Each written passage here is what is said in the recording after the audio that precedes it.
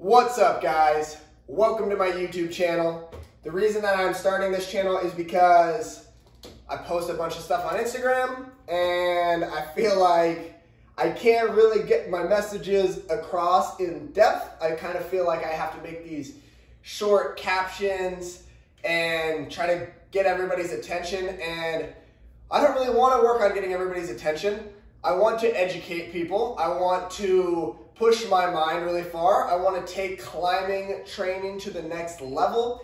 For myself personally, I want to work on my own bodybuilding. I want to work on my own climbing. And I just feel like Instagram's not really a platform for me to be able to share the information that I'm gaining and help enough people. So that's why I'm starting this channel, is that I want to be able to help people. I want to be able to give out free information so that people start to change the way that they're looking at things. So as some of you know, I just came out with an ebook called Climb Strong. And the reason I came out with this ebook is because I started working with climbers about a year and a half ago.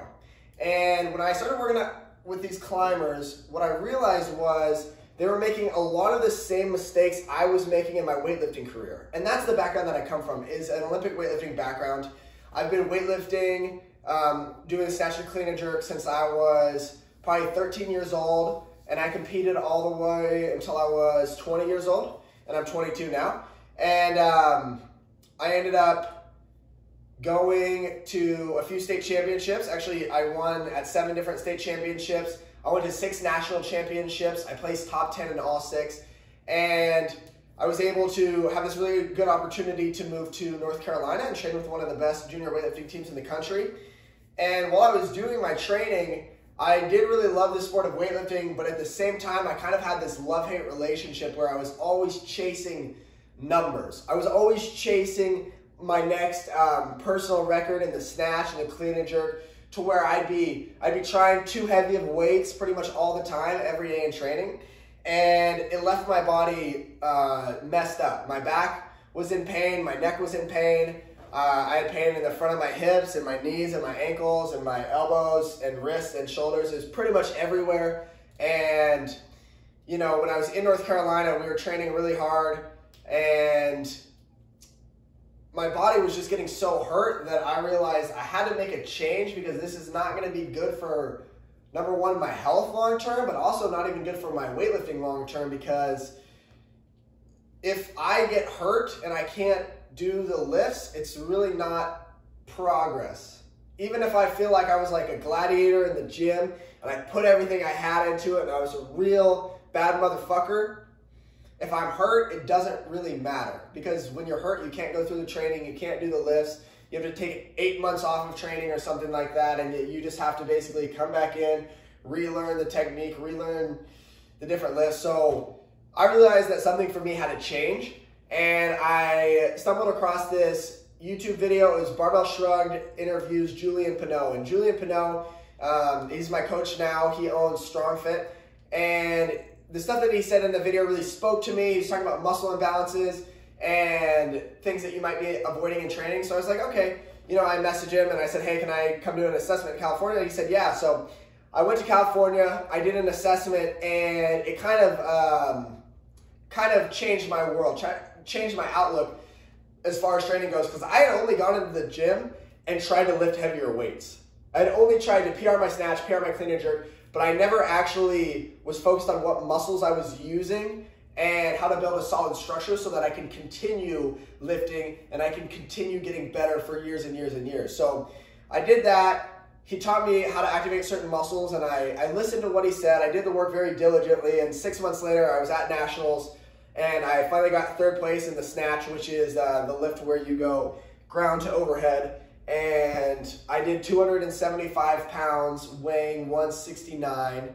So I was really proud of that. And then a few months later, I was able to clean and jerk 325 pounds when I weighed about 175. So the training really helped me. It really boosted my weightlifting career, I would say, to the next level without being in pain and without having the improper mindset that comes with it. So I started working with climbers about a year and a half ago, and I started realizing the same kind of things were happening with the climbers. I started realizing that instead of being focused on muscle activation, getting better at the skill of climbing, they were focused on, how do I get that next grade? You know, how do I just go from all these V5s that I'm doing and do a V6, or V9s to a 10, or 10 to 11, whatever it is. But they had this mindset of, I need to climb the next higher grade. And what happens when you have that mindset of climbing the next higher grade is you start to put yourself in a situation where you're gaming the system and you're trying to take shortcuts. You're, you know, muscling your way through climbs, or you're going to try it 25 times to get it, and you're just beating your body up over and over, and you start to tie your self-worth to the grades that you climb. So if you miss the climb, you feel bad about who you are. You feel bad about yourself. If you make the climb, you feel good about yourself. You want to come back in. But the thing is living at these two extremes is not productive in the long haul. It is what ends up getting climbers injured, and it's what ruins people's love of the sport. And so I really tried my hardest to get people out of this mindset, because I want them to be able to continue climbing and continue loving climbing for their entire life.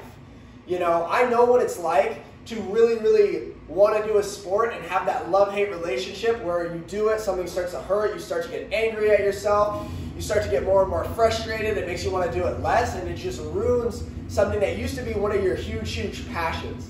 And I never wanted that to happen with any of the climbers that I coach, so I always try to get them out of that mindset of chasing the grade. And what I think that the focus needs to shift to is becoming the best climber you can be. You know, actual mastery of the skill of climbing, which will never happen, but it's something you can always get better at.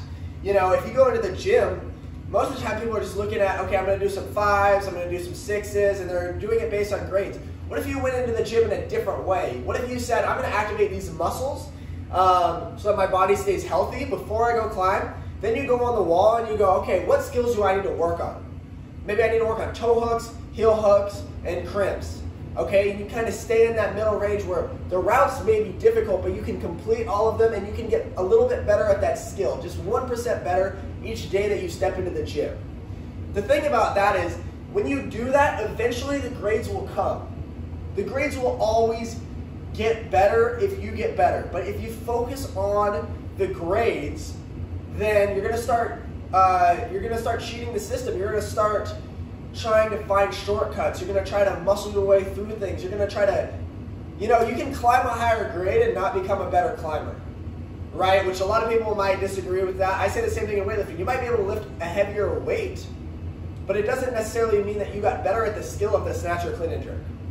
Because just because you can lift a heavier weight now doesn't mean 2 years from now you're gonna be able to lift a heavier weight, because you're setting yourself up for a plateau, you know? Whenever you're progressing like this, you're setting yourself up to plateau, right? Because you're not learning anything on the way here. What it should look like, and like Coach Julian talks about, is this. Right, okay, so this line is perfection right here. And these are the oscillations where you're at, outside of perfection. This allows you to make mistakes. You go, oh shit, I really fucked that up. Gotta change whatever I just did. And then you make the adjustment. And then you mess up something else and you go, oh yeah, I need to focus on my slab climbing or whatever it is. You get a little bit better at slab and you're like, well, my upper back is still weak, so I'm not able to do these really static, reachy moves. So you work on that. And then you start working, and then you get better and better and better. Okay, but if you just think that it's gonna be like straight up this ramp, and it's going that way right now, sorry homie, it's not gonna last, okay? If you're not able to stay in the middle, make mistakes without feeling bad about yourself, and you're always just using that anger to get you to the next grade, you are gonna plateau and you will get hurt. So basically that's the mindset that I am trying to switch in the climbing community. Is we do not need to be always going in, focusing on the grades and focusing on how to get to the next grade, because that's not the goal. The goal is to become the best climber you can be, right? And if you are becoming the best climber you can be, and you're staying healthy and your structure staying healthy, the grades will eventually come and they will rise to whatever level you're climbing at. Okay, they don't define how good you are at climbing. They don't define your self-worth. It's just a placard on a wall of plastic fucking holes, okay? That's all it is, right? Or maybe it's outside, but it doesn't make a difference. right? It's the mindset that I'm talking about, okay? You need to be in the mindset of building yourself up. When you build yourself up in the gym, when you don't fall, when you just have a day, let's say you do a climb every minute on the minute for 20 minutes, you keep your heart rate low, you move through everything was smooth, everything feels good, you leave the gym and you feel a little bit better about yourself, right? So then the next time you go into the gym, you go, oh, I could probably challenge myself a little bit harder, maybe you go for 25 minutes, okay? You're starting to build different skills, you're starting to add volume, you're starting to increase your work capacity. What I most often see is a climber will go in and they'll try their freaking project like 27 times. By time 15, they're already about to cry. By time 20, they're bawling. Then they're screaming on the route at time 25, and I'm just like, is this what all climbers do across the country? Or is it just me in Alaska that sees this? And I went and I traveled to these big climbing competitions, and look, it's the same everywhere. I mean, it's so indoctrinated to chase these objectives of the new grade where you need to be focusing on becoming a better climber. And I cannot emphasize that enough. That is the key. If you just focus on the grade, you are setting yourself up for injuries. You're setting yourself up for anxiety. 80% of the people, the climbers that I worked with, had anxiety at least. Okay, and it wasn't just anxiety around competitions, although that was a big deal too, but it was anxiety all the time during training or crying during training and stuff like that. I'm like, aren't you climbing to have fun?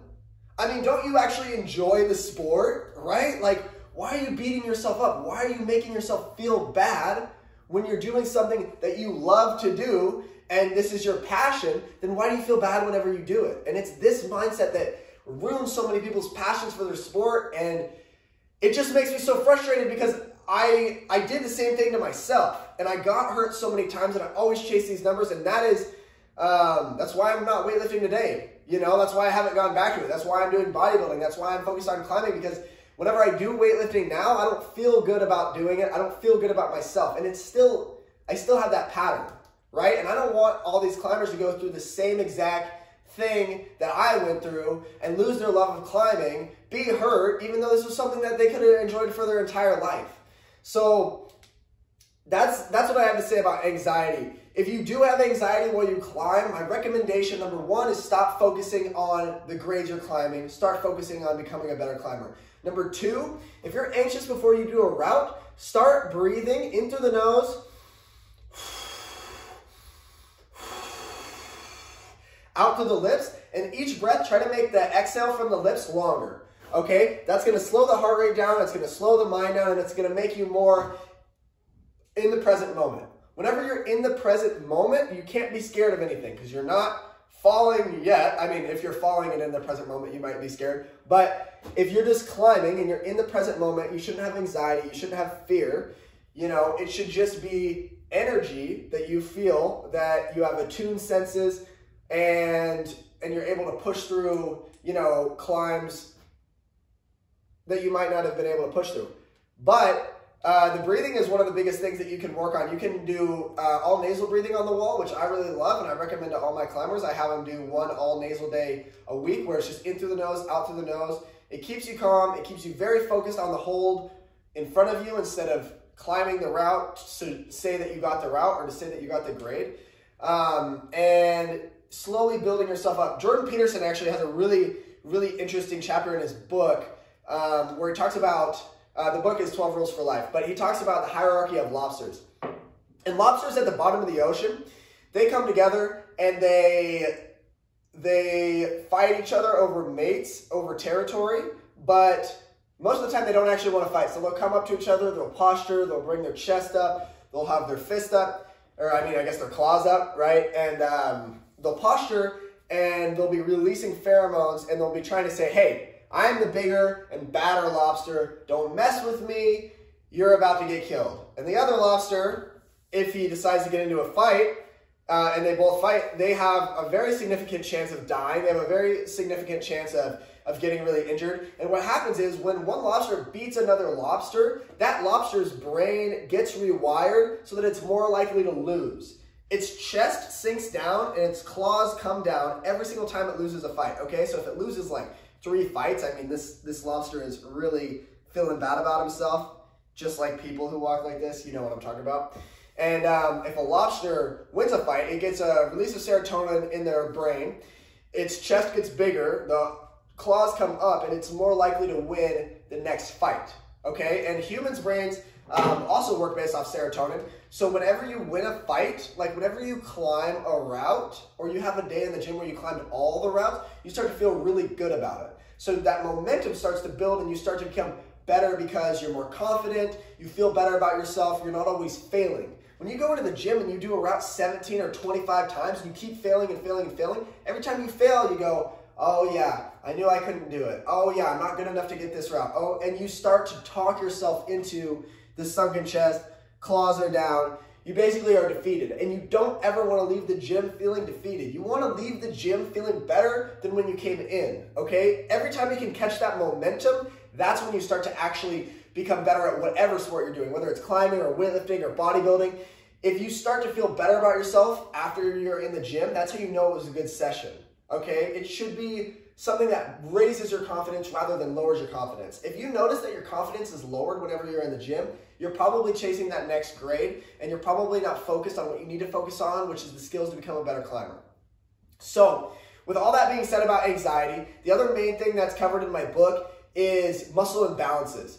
And I gotta give a lot of credit to Julian. He's the one who kind of opened my eyes to all these muscle imbalances, because in weightlifting, I was just thinking, I need to snatch heavy, I need to clean and jerk heavy, I need to work my snatching muscles and my clean and jerk muscles. But I didn't know about like how to activate my chest muscles or my biceps or my forearms. And so this led to a lot of muscle imbalances and led up to a lot of injuries. And they've talked about how a lot of CrossFitters, a lot of weightlifters, they use their traps quite a bit, and their upper back right here, their teres major, and their lat dorsi, and their pecs turn off. This happens to a lot of people. I mean, and that goes back to anxiety, right? If I scare you, the first thing that you're gonna do is you're gonna jump, and the shoulders are gonna come up. If you're scared of a route, the shoulders are gonna start to come up, the traps are gonna raise to the ears. And the issue with this is that compounded with whenever I saw them pulling, they would grab a hold and they'd start to pull like this. Okay, so they pull their shoulder to their ear and pull all by shortening their trap as much as possible and just contracting the trap. The issue with this is not that the trap's a bad muscle to use, but the shortening of this muscle and the overuse of it while not using the lat dorsi and the teres major leads to serious issues in the neck. And I'll basically show you what I'm talking about. If you have somebody, this is our homie with a very weird body and a giant neck, but you get the idea. Ugh. This is not a drawing YouTube channel, apparently. Oh gosh, it looks like Slender Man. Anyway, so you have Slender Man over here, Slender Climber, and he starts to use his trap, okay? He starts to use this muscle all the time, and this muscle starts to get tighter and tighter and shorter and shorter and shorter, okay? So he starts to walk around like this. I know you've seen this if you're at a climbing gym. They walk like this. They have the shoulders forward. They have the traps activated, the shoulder blades elevated. Okay, right? And they're walking around like this, looking for their new climb. I know that you've seen it, right? So since that happens, this starts to make the pecs tighter. It starts to make the teres major, the upper back muscle right here, turn off. It makes the lat dorsi turn off. And it starts to put pressure on your neck. Okay, and there's a nerve right where it puts pressure. It's called the ulnar nerve, okay? So the ulnar nerve runs down through the shoulder, through the inside of the elbow, which I guess would actually be on this side, and it runs through the forearm into these fingers, okay? It runs into the pinky and the index finger. Now, ask everybody at your climbing gym what finger is the one that hurts on them.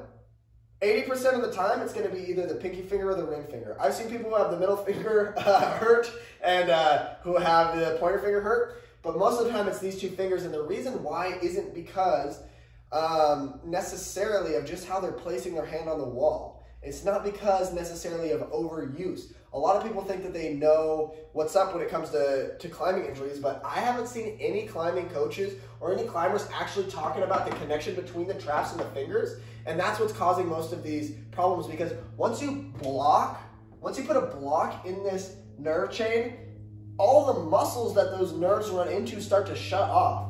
Okay, so the inside of the elbow starts to hurt on climbers, okay? Right here starts to hurt, the front of the shoulder starts to hurt, bicep pain, forearm pain, and then they have pain in these fingers, and they eventually hurt these fingers. Now, if they have different fingers, if they have these two fingers hurt, it's a different nerve, it's a different muscle imbalance, which I can talk about in the next video or something, but my book is basically about this because this is what I see about 80% of the time. Okay, and I'm trying to give as many people the information that I've seen from all the climbers that I've worked with.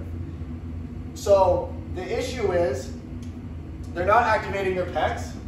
Okay, like when was the last time you saw a climber with big pecs? You know, when is the last time you saw it? Because most of them are like this. They kind of have a sunken chest, the chest goes inward, and the shoulders are elevated. This is all just using the traps.